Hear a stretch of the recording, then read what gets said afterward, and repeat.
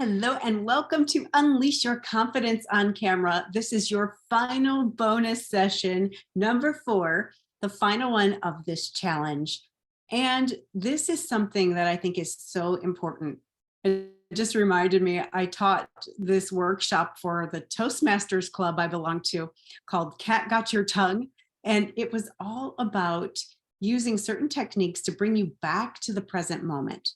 Because when you get triggered, when your central nervous system is activated and the fight or flight or the freeze or fawn response kicks in, you are no longer in the present moment. You are triggered by something in the environment that reminds your subconscious mind of something you've experienced in the past that wasn't safe. And when you can remind it that in this very moment, you are safe. If you're on video, for example, no one has a gun to your head. No one's going to kill you. Like your life is not in danger, yet it feels like that. So it's these certain techniques that will help you to come back into the present moment and remind you that you are safe. They will signal safety to your central nervous system so you can relax and really speak from the heart. Because what happens when you are in an activated stress response is you have absolutely zero access to your logical brain, zero. So a lot of times when that happens, you'll have no idea what you said. You're like, I have no idea what I said, if it made sense. You will use a lot of filler words, uhs and ums and false starts, they call them in speaking. That is when you will start a sentence and start it again and again. So what I was saying was, something like that, where you repeat something over and over. All of those are really normal when you first start speaking. So the best way, of course, to get good at this is to practice.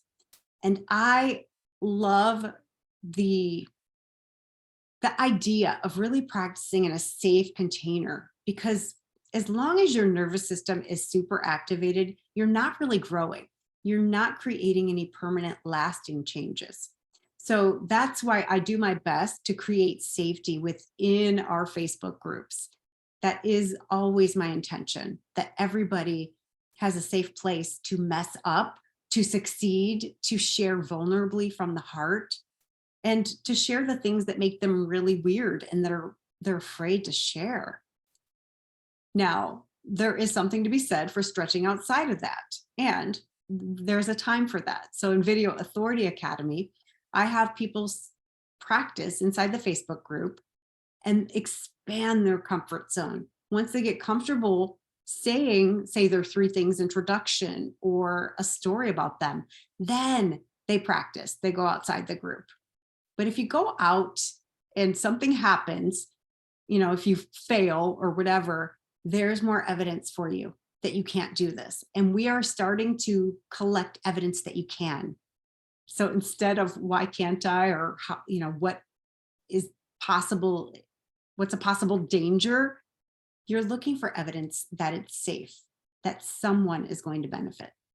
So one of the things that I love is breathing, deep breathing. And you can I'm going to teach you a breathing exercise from the Taoist tradition. And it's a Taoist box breathing. And it is 4-7-8. Now you're going to do this before you speak. Okay. So before you press go live or before you press record. So what you do is you inhale for a count of 4, hold for a count of 7, and then exhale for a count of 8. Now, anytime you exhale longer than you inhale, it signals safety to your central nervous system, and it activates what's called the parasympathetic nervous system. Now, this is the one that is responsible for rest, relaxation, also maintenance and repair. Because if you are running from a predator, it's not a time to go in and fix things. It's not a time to digest food. It's not a time to create a life. It's not time for any of that. It's like all of your resources are mobilized in your arms and your legs, so you can fight or you can run. So when you can signal to your central nervous system that everything's okay. And if you want to simplify this, just count as you inhale and then add one or two as you exhale. So just to make sure it's longer than your inhale. You don't have to hold your breath. Now, if you think about when you're stressed out, you're breathing up here, usually in the chest. It's very fast and very shallow. And it also shows in your body language. When you're breathing up here in your chest, everybody knows it. And they say, something's up with that person. I don't trust them. They don't trust themselves. So you get to bring your breath down into your stomach, consciously slow it down. And you can tell yourself, I am safe. In this present moment, I am safe. Now, once you're already speaking, if you're in person or on video, what you can do is just look around the room and identify in your mind 3 objects. That's it, just 3. So I would say my chart, out my window is my trampoline, and I see a light, a ring light. So just identifying those exist only in this moment, which is the present moment. And in the present moment, you are safe. So those are a couple of my favorites. There are some that require a bit of work. And we talked about this in, I don't mean work, but I mean like previous to a stressful situation, you get to set some things up. So during the meditation, I had you select an anchor, which is a physical representation of a state you want to remember. Now, this comes from NLP, or neuro linguistic programming. And when you are in a relaxed state, or when you're in a state where you just did something courageous, or you're super proud of yourself, or you're very grateful, or you feel in love with life, you feel like your heart is open and you feel like you accept yourself and love yourself no matter what. Any of those states, anything like that that you experience and you want to remember, you can choose an anchor. And some people it's like a thumb and forefinger. Some people it's touching their thigh. Some people it's touching their chin. Now, when you're on video, you might not want it to be above the waist because that's going to show, but it could. Like some people, maybe it's Superman or Superwoman pose, like superhero pose. This gives people a good feeling. And one of my clients uses that all the time. Like when she's in this position, she stands up and does it. She's like, I feel unstoppable. I'm like, well, there it is. Then before you go live, do this and then shoot your videos standing up. So you get to figure out what works for you. And what it could be a posture, of course, like the Superwoman pose, or it could be this, or it could be any part of your body. When you activate that, every single time you experience, say, courage, you activate that anchor. It gets stronger and stronger. So it becomes a nonverbal cue to your subconscious mind. So when you want to call up that feeling, all you have to do is touch your anchor. And suddenly you're like, oh, yeah, I remember what it's like to be courageous. Here's the thing I really want you to remember is that every single state that you have ever experienced, ever at any time in your life, is available to you right now. Right now, in this present moment, every single state you have ever experienced is available to you. Now, does this take practice? For most of us, yep. Unless you're a seasoned meditator and you practice calling up those emotions on a regular basis, it might take a little practice. So there are some other things you can do to remind yourself. In neurolinguistic programming, they use visual, auditory, and kinesthetic cues to remind you of things. So we did the kinesthetic, which is the touch, the feeling. Auditory would be like a short saying. So when you're feeling, I'm just going to use courageous as an example. What is a short saying you could say to yourself, like, damn girl, you got this. Like whatever it is, like you got this. You got this. You're brave. You're a badass. It could be anything, right? Anything that has meaning to you and that lights you up. So you can do that auditory cue, like, okay, you got this. And you can say it out loud. You could say it in your head. It's still auditory. And then a visual. The visual, we use a symbol because the subconscious mind is really good with symbols, metaphors, symbols. It loves that stuff. So, what is a symbol of courage for you? Maybe it's a picture of you in a superwoman cape and you have that picture of you in your head. Or maybe it's you at the top of a mountain with your arms up. It could be absolutely anything. It could be the infinity sign. It doesn't have to have you in it. So you want to choose also a visual representation. Now, when you activate all three of those, when you are in that state and you do it over and over, and I invite you to practice this, practice every single day, remembering when you were courageous. Just sit down and like, I remember that time I was courageous. And when you get the feeling in your body, then activate your anchor, say your saying, so that's your auditory cue, and then visualize that symbol and keep priming it. You want to wire that into your brain so that you can call up that state whenever you want it. So you have the opportunity to speak in front of 1,000 people. You want to be able to activate that anchor, that saying, and that visual cue immediately and be courageous in the moment. And that is what's possible when you practice it. Now, it's a new skill. You are wiring your brain for this. You are installing a new software program, right? So the hardware's there. We're going to update it. We're going to update the software and make courage available to you right away. Oh, I love this so much. This really, really works. It's unbelievable how the brain works when you know how to work it. It can work for you. So imagine, you have the opportunity to speak in front of 1,000 of your ideal clients, and you have the opportunity to create an impact for them and to make money, to be paid for it, to be paid what you're worth. This is an incredible opportunity. How are you going to show up if you're nervous? Now, if you're nervous, who are you making it about? Yourself. It's all about you. When we're triggered in fight or flight, all we can think about is survival, which is about us.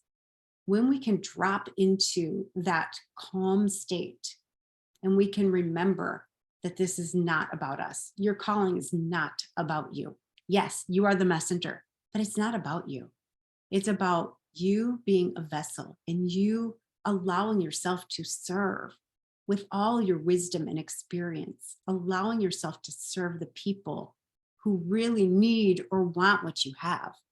They want your solution, and only you can provide your solution in the unique way that you provide it.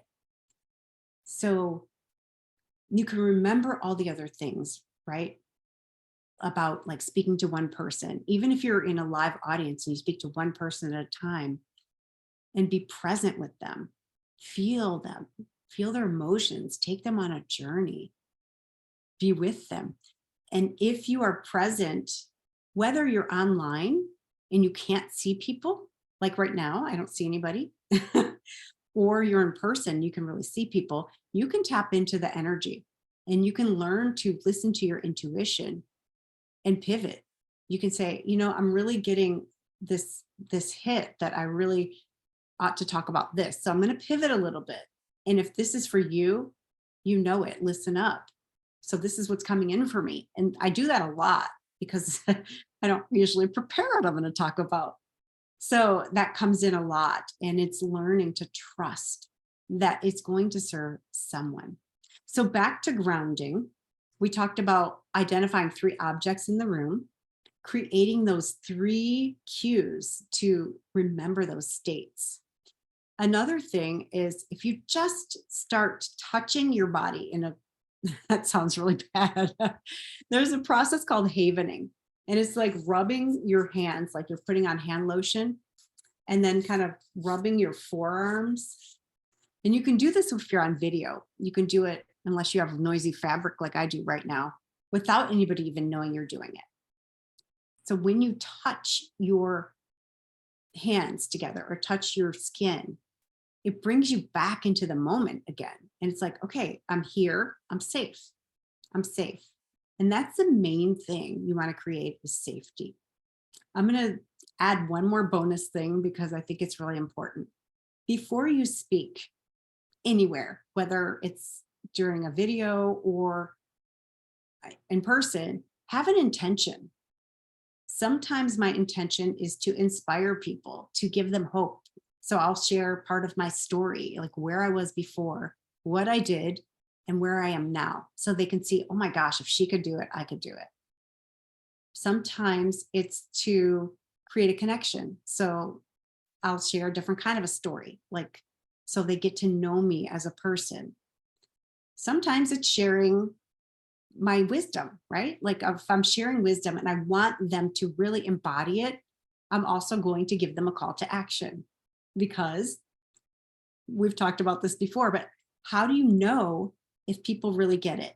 If people are getting what you're putting down?